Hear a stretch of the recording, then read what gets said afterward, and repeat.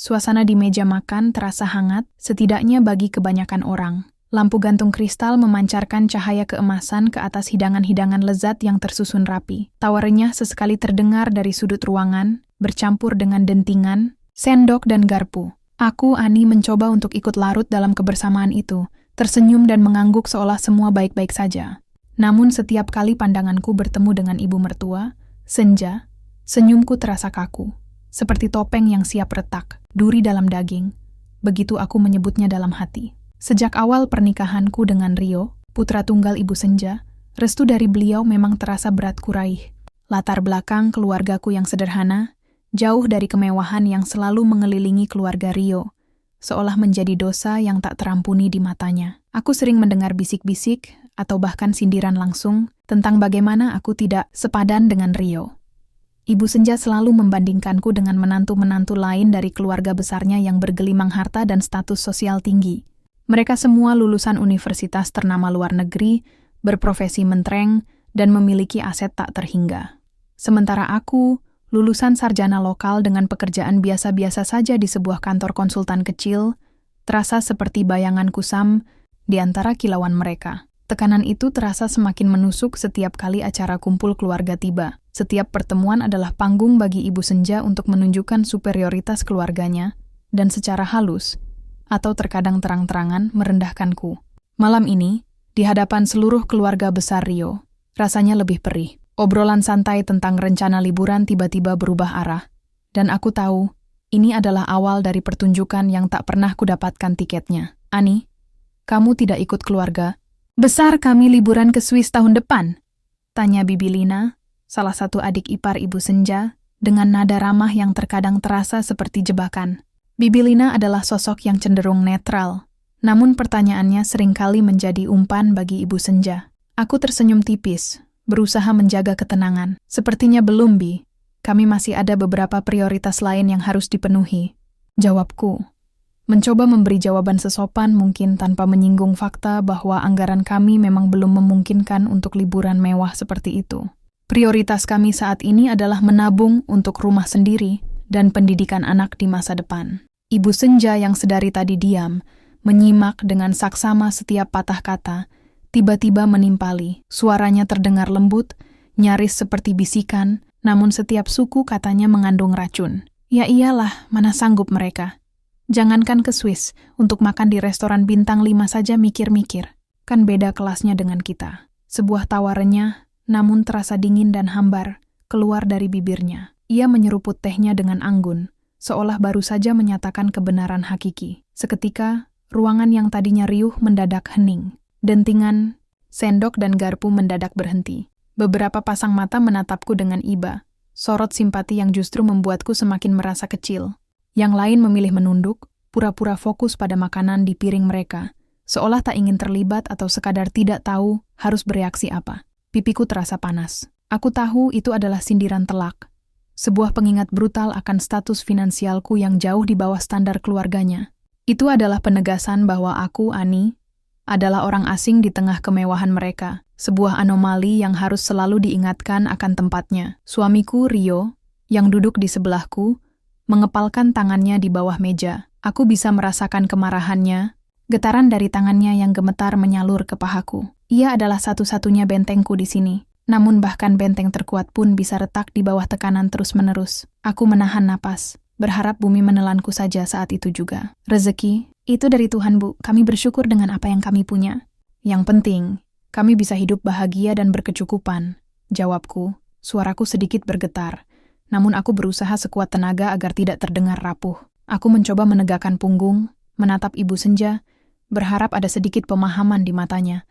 Aku ingin menunjukkan bahwa harga diriku tidak akan runtuh begitu saja hanya karena sindirannya. Namun, Ibu Senja seolah tak terpengaruh. Ia hanya tertawa kecil, tawa yang menusuk hingga ke ulu hati, tawa yang membuat bulu kudukku berdiri, karena aku tahu, di balik tawa itu ada pandangan merendahkan yang tak kunjung sirna. Berkecukupan itu relatif, Ani. Kalau sekadar cukup untuk makan sehari-hari, ya ayam pun berkecukupan. Kita kan manusia. Harus punya ambisi, jangan cuma bermimpi. Kalimat terakhir itu diucapkan dengan penekanan, seolah aku adalah makhluk tanpa tujuan, hanya hidup dari hari ke hari tanpa visi. Kata-katanya seperti pisau yang merobek-robek hatiku. Ayam berkecukupan, begitukah ia melihatku dan kehidupanku? Seperti hewan ternak yang hanya puas dengan apa yang ada, tanpa keinginan untuk lebih. Padahal, aku bekerja keras setiap hari, membangun karirku sedikit demi sedikit, dan kami berdua menabung dengan disiplin untuk masa depan yang lebih baik. Ambisi kami ada, hanya saja berbeda dengan definisi ambisi versi Ibu Senja yang selalu diukur dengan kemewahan dan status sosial. Ambisiku adalah memiliki keluarga yang harmonis, rumah yang nyaman dengan tanganku sendiri, dan memberikan pendidikan terbaik untuk anak-anak kami kelak. Rio, yang duduk di sebelahku, tidak bisa menahan diri lagi. Ia meletakkan garpunya dengan sedikit keras, menimbulkan bunyi nyaring yang memecah keheningan yang menyesakkan. Gerakannya spontan dan penuh emosi. Ibu, tolong, ini acara keluarga. Bisakah kita tidak membahas hal ini sekarang? Suara Rio terdengar tegang, berusaha menahan amarah yang membara. Tangannya mengepal lebih erat di bawah meja, dan aku bisa merasakan otot-ototnya menegang. Kenapa? Ibu hanya bicara fakta, Rio. Kamu itu harusnya sadar, jangan sampai istrimu jadi beban. Lihat saja, dia tidak punya apa-apa. Balas Ibu Senja, nadanya semakin tinggi, mengabaikan peringatan Rio, mata tajamnya menatapku, seolah ingin melucuti setiap sisa harga diri yang kumiliki. Kamu seharusnya menikahi yang setara, Rio. Lihatlah, sepupumu Dian. Dia menikah dengan pengusaha properti. Sekarang hidupnya bergelimang harta. Kamu bisa saja punya kehidupan seperti itu. Air mataku sudah menggenang di pelupuk mata. Rasanya sesak. Seperti ada beban berat yang menindih dadaku. Setiap kata Ibu Senja terasa seperti palu yang menghantam. Aku mencintai Rio. Dan aku tahu, Rio juga mencintaiku lebih dari apapun di dunia ini. Dia selalu membelaku, melindungiku dari serangan verbal ibunya. Tapi, cemoohan Ibu Senja selalu menjadi tembok tebal di antara kami. Bayangan kelabu yang tak pernah hilang. Aku merasa malu, bukan karena kemiskinanku, melainkan karena perlakuan yang kuterima di hadapan orang banyak. Aku berdiri, tubuhku terasa gemetar. Maaf, saya permisi sebentar ke toilet, kataku, berusaha menjaga nada bicaraku tetap tenang dan sopan, meskipun hatiku hancur berkeping-keping. Aku tidak ingin terlihat lemah di hadapan mereka, terutama di hadapan Ibu Senja. Aku hanya ingin lari dari tatapan-tatapan kasihan dan sindiran yang terus-menerus. Dengan langkah cepat, aku meninggalkan meja makan, meninggalkan keheningan yang lebih pekat dari sebelumnya. Aku berjalan cepat menuju kamar mandi, menahan air mata agar tidak tumpah di hadapan semua orang. Aku hanya ingin sampai di tempat yang bisa memberiku sedikit privasi, untuk melampiaskan segala emosi yang berkecamuk di dada. Begitu pintu kamar mandi tertutup di belakangku, seolah semua bendungan air mata yang kutahan akhirnya jebol. Aku membiarkan air mata membasahi pipiku, mengalir tanpa henti, membasahi wajah dan kerudungku. Rasa malu, sedih, dan marah bercampur menjadi satu adonan yang pahit. Kenapa aku harus mengalami ini? Kenapa ibu mertua tidak pernah bisa menerimaku apa adanya? Aku tahu aku tidak kaya, aku tidak berasal dari keluarga terpandang, tapi aku selalu berusaha menjadi istri yang baik, menantu yang sopan, dan pribadi yang tulus. Aku selalu menghormati Ibu Senja, bahkan ketika kata-katanya menyakitiku.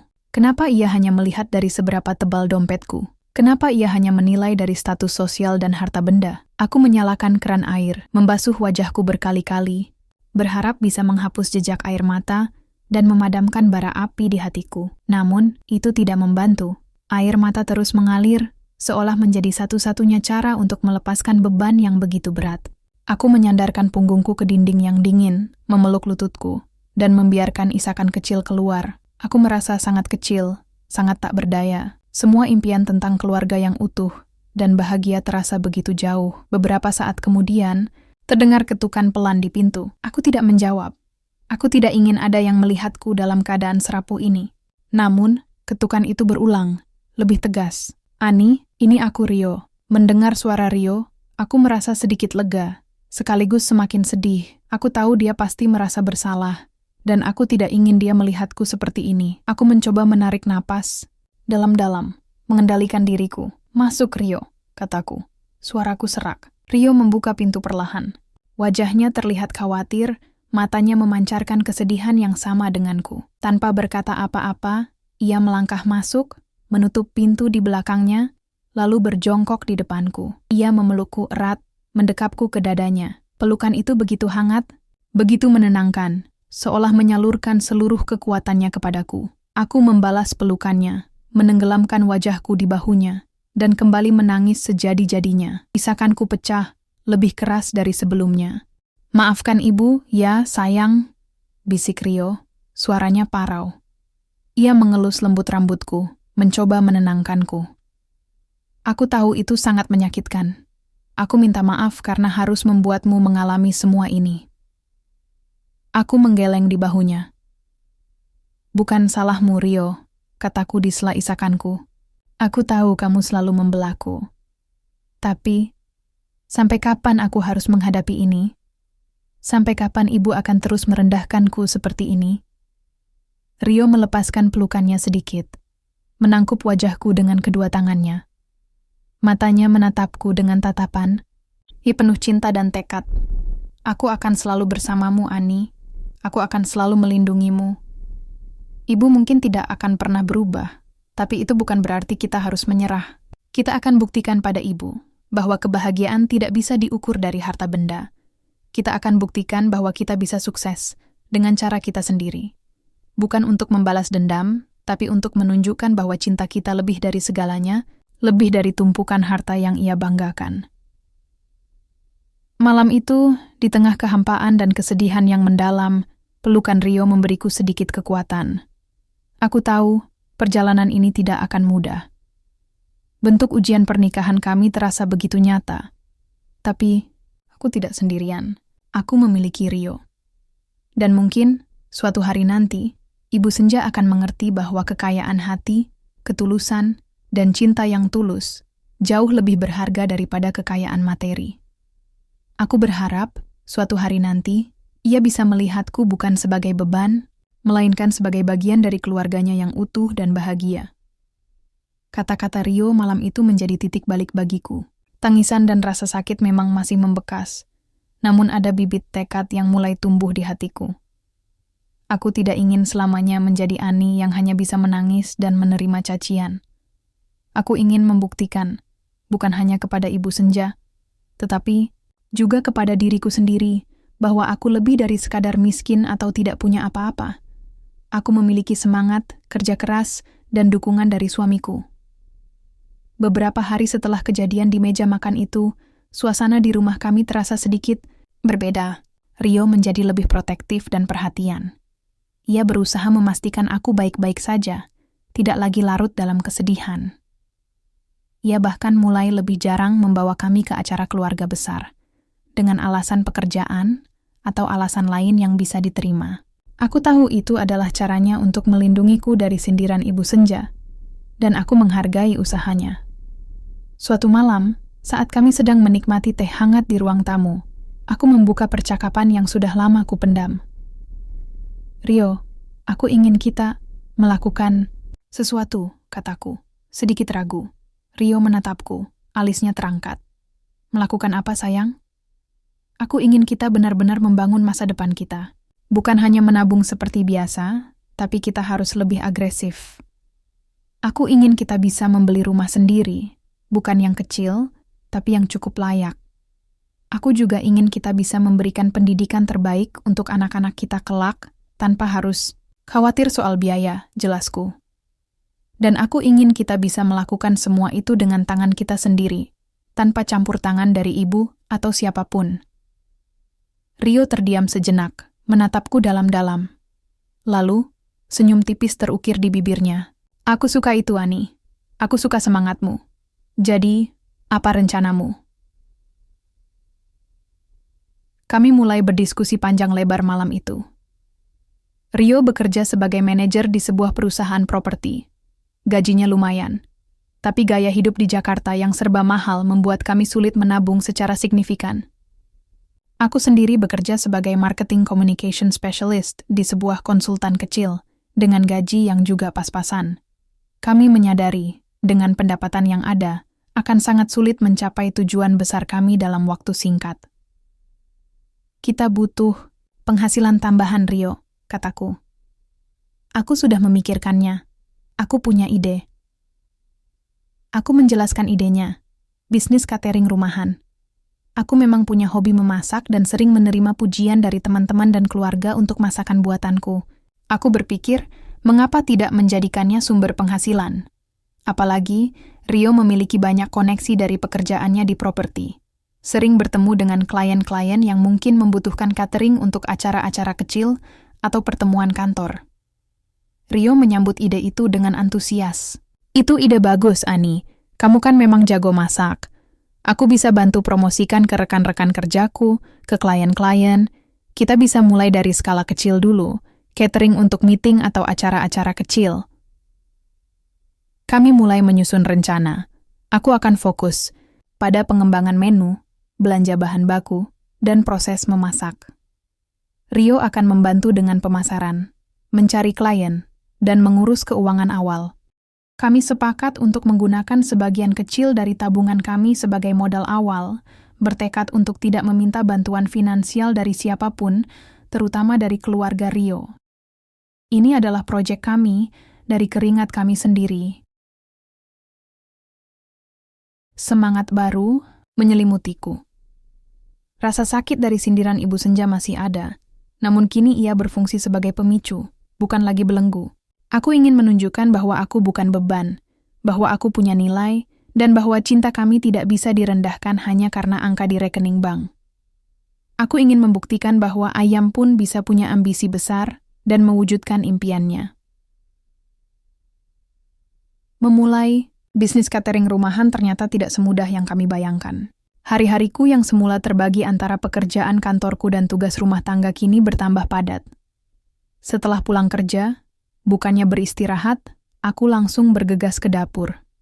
Memasak dalam skala besar, mengatur porsi, mengemas makanan, dan memastikan semuanya segar dan higienis membutuhkan energi yang luar biasa. Aroma bumbu masakan menjadi teman setia hingga larut malam. Rio juga bekerja keras. Setelah jam kantornya usai, ia tidak langsung pulang. Ia menghabiskan waktunya untuk menghubungi relasi, menawarkan jasa catering kami, dan mengatur pengiriman. Ia bahkan ikut membantuku di dapur, mencuci piring, memotong sayuran, atau sekadar memberiku semangat saat aku merasa lelah. Kami sering tidur larut malam, terkadang hanya dengan beberapa jam istirahat, lalu bangun pagi-pagi sekali untuk menyiapkan pesanan berikutnya. Pelanggan pertama kami datang dari salah satu rekan kerja Rio yang membutuhkan catering untuk rapat kantor kecil. Rasanya campur aduk antara gugup dan senang. Kami mengerahkan semua kemampuan kami untuk memberikan yang terbaik. Umpan balik yang positif dari klien pertama itu memberikan kami semangat berlipat ganda. Kabar baik menyebar dari mulut ke mulut. Tak lama, pesanan mulai berdatangan, meskipun masih dalam skala kecil. Namun, perjuangan tidak selalu mulus. Ada kalanya pesanan sepi, membuat kami khawatir akan keberlangsungan bisnis ini. Ada pula saat-saat kami kewalahan dengan pesanan yang tiba-tiba membludak, sehingga kami harus bekerja tanpa henti hingga subuh. Pernah suatu kali, saat mengantar pesanan ke kantor klien, mobil Rio mogok di tengah jalan. Panik melanda karena makanan harus segera sampai. Rio harus pontang-panting mencari taksi online, dan akhirnya berhasil mengantar pesanan tepat waktu, meskipun dengan napas terengah-engah dan keringat bercucuran. Belum lagi komentar-komentar yang kadang terdengar. Beberapa teman Rio yang mengetahui bisnis sampingan kami terkadang menyindir. Wah, Rio sekarang jadi tukang catering ya? Kurang gajinya? Atau Ani, kenapa nggak cari kerjaan yang lebih bagus saja? Sayang ijazahnya. Aku hanya tersenyum tipis, mencoba tidak terlalu memikirkannya. Aku tahu apa yang sedang kami lakukan, dan itu adalah sesuatu yang kami banggakan. Pernah suatu waktu, Ibu Senja menelepon Rio. Rio, Ibu dengar-dengar Ani sekarang jualan makanan. Apa tidak malu? Menantu keluarga kita kok jualan makanan rumahan begitu? Nanti apa kata orang-orang? Rio berusaha menjelaskan dengan sabar. Bu, ini hanya sampingan. Kami sedang berusaha menabung untuk masa depan kami. Ani sangat bersemangat dengan ini. Masa depan apa? Mau jadi juragan catering? Apa kamu tidak lihat? Keluarga kita semuanya punya bisnis besar, perusahaan yang menjanjikan. Kamu ini kan manajer. Masa iya istrimu jualan nasi kotak? Nada Ibu. Senja terdengar jengkel. Lebih baik fokus saja pada pekerjaanmu yang sudah ada, Rio. Jangan sampai Ani ini malah jadi beban dan menghambat karirmu. Mendengar percakapan itu, hatiku kembali teriris. Bahkan ketika kami berusaha keras, berusaha mandiri, Ibu Senja tetap tidak bisa melihatnya sebagai hal positif. Ia hanya melihat status dan gengsi. Namun, kali ini, rasa sakit itu tidak lagi membuatku runtuh. Sebaliknya, itu menguatkan tekadku. Aku ingin membuktikan bahwa jualan nasi kotak ini bisa membawa kami pada masa depan yang lebih baik. Masa depan yang tak kalah cemerlang dengan definisi cemerlang versi Ibu Senja. Kami akan terus berjuang satu persatu pesanan, satu persatu rupiah, membangun impian kami dengan keringat dan cinta. Bulan berganti bulan, dan perjuangan kami mulai menunjukkan hasil. Bisnis catering kami, yang kami beri nama Dapur Cinta Ani, perlahan tapi pasti, mulai dikenal. Ulasan positif terus berdatangan, tidak hanya dari relasi Rio, tetapi juga dari pelanggan baru yang mendengar dari mulut ke mulut, atau menemukan kami melalui media sosial sederhana yang kubuat. Kami mulai menerima pesanan untuk acara-acara yang lebih besar, seperti syukuran, arisan, hingga corporate gathering kecil. Kami belajar banyak dari setiap tantangan. Kami mulai merekrut 2 orang asisten paruh waktu untuk membantuku di dapur, dan 1 orang untuk membantu Rio dalam pengiriman saat pesanan membludak. Manajemen waktu kami semakin efisien, kualitas makanan kami konsisten, dan layanan pelanggan kami selalu menjadi prioritas. Kami bahkan mulai mengembangkan menu, menawarkan variasi yang lebih luas untuk menarik lebih banyak pelanggan. Tabungan kami tumbuh dengan stabil. Setiap rupiah yang kami dapatkan dari Dapur Cinta Ani, kami sisihkan dengan disiplin. Kami membuat tabel target, menghitung berapa banyak lagi yang harus kami kumpulkan untuk down payment rumah impian kami. Melihat angka-angka itu bertambah, setiap bulan rasanya semua kelelahan terbayar lunas. Suatu sore, setelah pulang kerja dan menyelesaikan pesanan catering untuk hari itu, aku dan Rio duduk di sofa, meminum kopi. Wajah kami lelah, tapi ada senyum puas di bibir kami. Ani, aku baru saja melihat rekening tabungan kita, kata Rio, matanya berbinar. Jumlahnya hampir cukup untuk down payment rumah yang kita incar. Kalau begini terus, beberapa bulan lagi, kita bisa DP. Hatiku melonjak kegirangan. Aku memeluk Rio erat. Sungguh, Rio, aku tidak menyangka secepat ini. Iya sayang, ini semua berkat kerja kerasmu.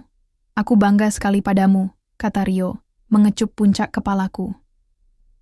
Kami memutuskan untuk mulai mencari rumah. Setelah beberapa kali survei, kami menemukan sebuah rumah yang sempurna. Tidak terlalu besar, tapi cukup luas untuk kami berdua dan anak-anak kami kelak. Lokasinya strategis, dekat dengan fasilitas umum, dan harganya masih dalam jangkauan kami. Meskipun harganya lumayan besar, kami sudah memiliki lebih dari cukup untuk down payment-nya. Rasa haru membanjiriku saat kami menandatangani surat perjanjian pembelian rumah. Ini adalah rumah kami, hasil dari keringat dan perjuangan kami sendiri. Tidak ada campur tangan siapapun, tidak ada bantuan dari keluarga kaya Rio, tidak ada sindiran, uang tidak punya.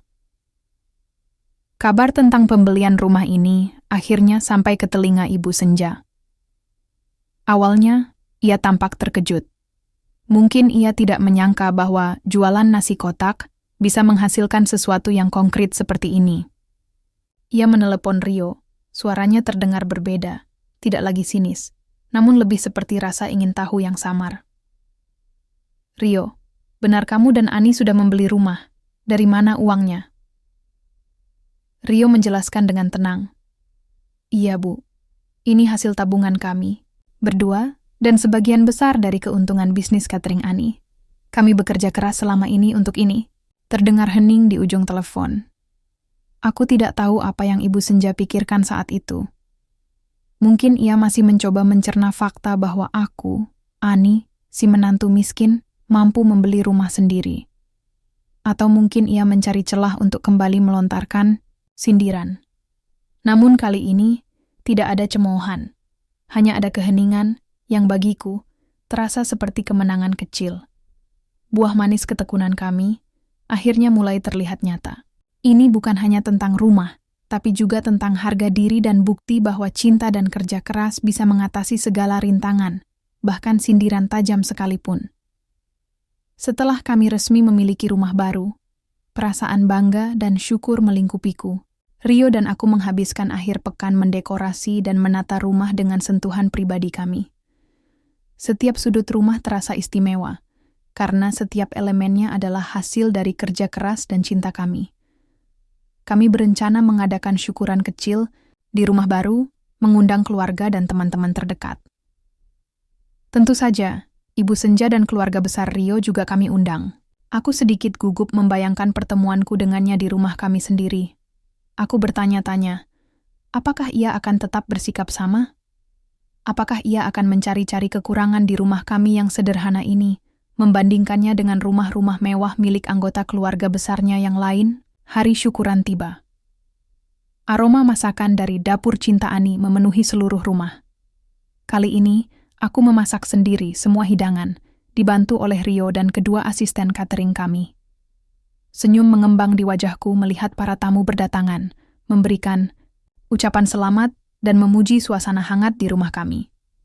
Kemudian, Ibu Senja tiba, didampingi oleh ayah mertua dan beberapa anggota keluarga besar lainnya. Seperti biasa, ia tampil elegan dengan busana mahalnya. Aku menyambut mereka di pintu dengan senyum ramah, mencoba sekesan mungkin. "Selamat datang, Ibu," kataku, mencium tangannya. Ibu Senja mengamati sekeliling rumah kami dengan pandangan mata yang sulit kuartikan. Bukan lagi tatapan merendahkan, seperti dulu, melainkan lebih pada rasa ingin tahu yang dalam. Ia berjalan perlahan, melihat setiap sudut, sentuhan dekorasi, dan kebersihan rumah kami.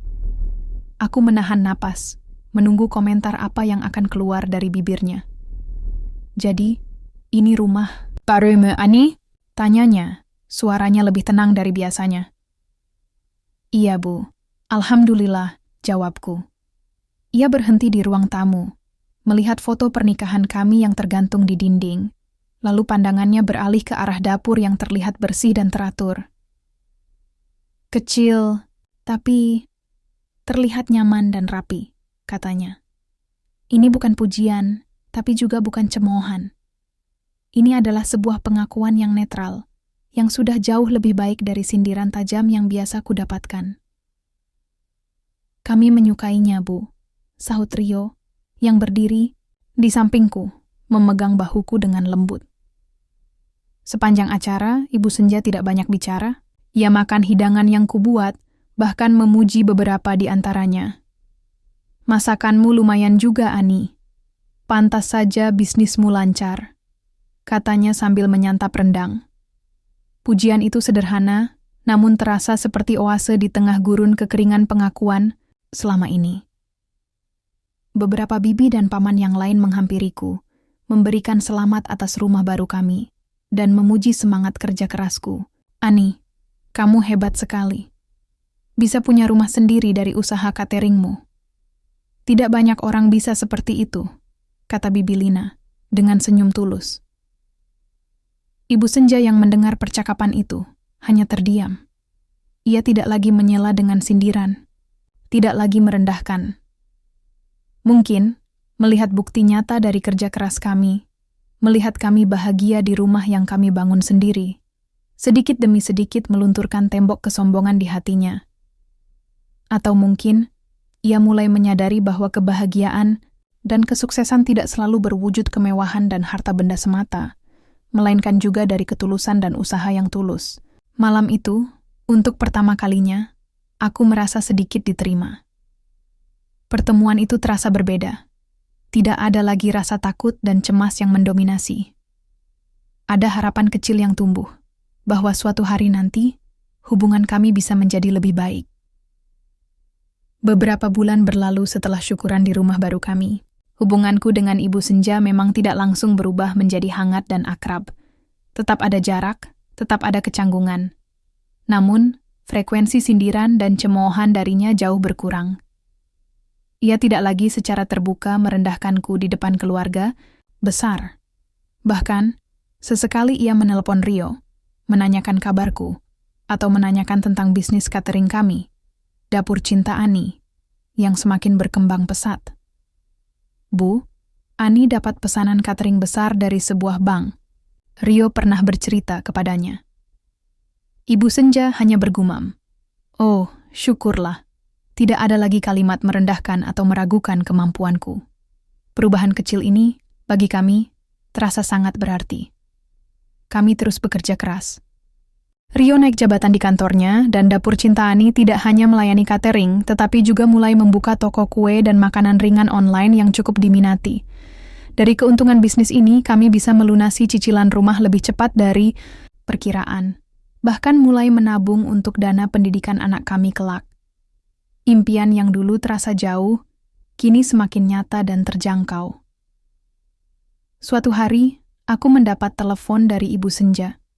Suaranya terdengar sedikit cemas. Ani, bisakah kamu datang ke rumah sakit sekarang? Ayah mertua masuk rumah sakit. Kondisinya tidak terlalu baik. Tanpa pikir panjang, aku langsung meminta Rio menjemputku, dan kami bergegas ke rumah sakit. Di sana, suasana tegang menyelimuti. Ibu Senja terlihat lesu dan khawatir, duduk di kursi tunggu dengan mata sembab. Melihatnya dalam keadaan serapuh, semua rasa sakit dan dendam di hatiku seolah menguap. Yang tersisa hanyalah rasa kemanusiaan dan kepedulian sebagai seorang menantu. Aku mendekatinya. Bagaimana kondisi ayah, Bu? Tanyaku lembut. Ibu Senja menatapku, matanya sedikit berkaca-kaca. Ayahmu. Dia harus segera dioperasi. Tapi dokter bilang ada risiko tinggi karena usianya. Suaranya bergetar. Aku menggenggam tangannya yang dingin. Kita berdoa yang terbaik, Bu. Ayah pasti kuat. Selama ayah mertua dirawat, aku dan Rio bergantian menjaga di rumah sakit. Aku membawakan makanan yang kubuat sendiri untuk Ibu Senja dan ayah mertua, memastikan mereka makan teratur. Aku mencoba menghibur Ibu Senja, menemaninya di saat-saat sulit. Dalam momen itu, batasan-batasan status sosial dan materi seolah lenyap. Kami hanyalah keluarga yang saling menguatkan di tengah cobaan. Operasi ayah mertua berjalan lancar, dan ia berangsur pulih. Setelah beberapa hari di rumah sakit, ia diizinkan pulang. Pada hari ia pulang, saat aku membantu ayah mertua masuk ke mobil, Ibu Senja mendekatiku. Ia menatapku dengan sorot mata yang berbeda, sorot mata yang kupikir takkan pernah kulihat. Ani, katanya suaranya pelan dan tulus. Terima kasih banyak. Kamu sudah banyak membantu kami selama ini. Ibu minta maaf jika selama ini Ibu sering menyakitimu dengan kata-kata Ibu. Ibu tahu, Ibu sering bersikap tidak adil padamu. Tapi Ibu melihat sekarang, kamu benar-benar menantu yang baik, yang tulus mencintai Rio dan keluarga ini. Ibu bangga padamu. Air mata menetes dari mataku. Bukan air mata kesedihan, melainkan air mata kelegaan dan kebahagiaan. Akhirnya, setelah bertahun-tahun, kata-kata pengakuan itu terucap dari bibir ibu mertua. Harmoni yang tertunda, akhirnya, tiba.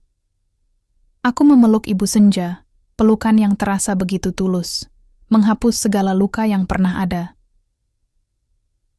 Sejak hari itu, hubungan kami benar-benar berubah.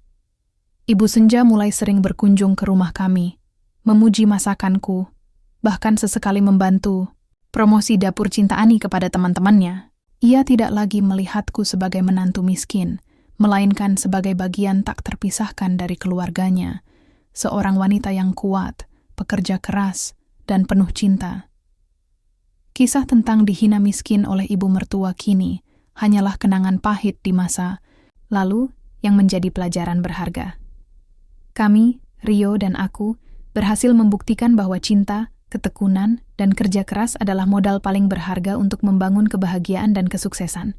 Dan bahwa pada akhirnya, hati yang tulus akan selalu menemukan jalannya untuk diterima.